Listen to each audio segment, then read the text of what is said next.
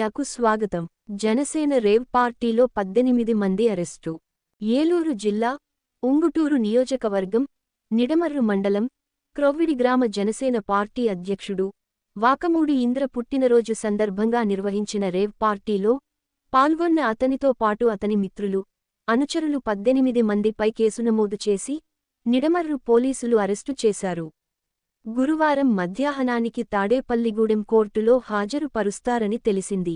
ఈ కేసులో కొసమెరుపు ఏమిటంటే, కేసు వివరాలను పాత్రికేయులు పోలీసు అధికారులను అడిగితే, ఎమ్మెల్యే గారి పర్మిషన్ తీసుకొని చెబుతామనడం.